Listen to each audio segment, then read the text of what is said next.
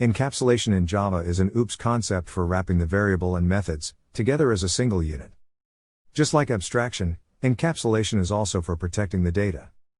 In encapsulation, the variables of a class will be hidden from other classes and can be accessed only through the methods of their current class in the same package. Therefore, it is also known as data hiding. We can access encapsulated data indirectly. Let us create a class, encapsulation demo. The main method is a public class. To achieve encapsulation in Java, we have to declare the variables of a class as private.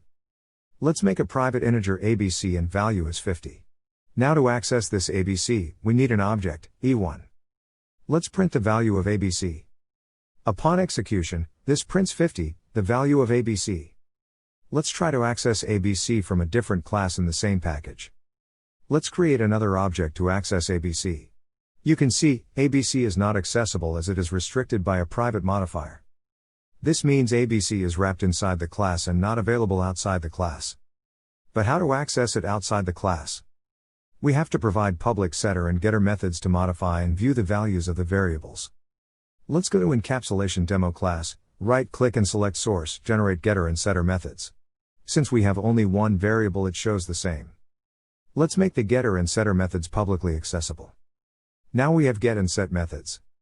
Get method will return the value, and its output will be the same type as that of our variable. The return value is mandatory in the get method, as its use is to return the data of the private variable. To set a new value, use the method set. Here there is a keyword this used.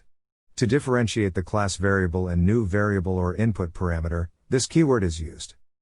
Let's use get and set methods in another class. I am printing the same value using the get method. Now let's change the value of ABC by the set method and print it. Upon executing, you can see the values are changed. This is the concept of encapsulation and how to access the encapsulated data.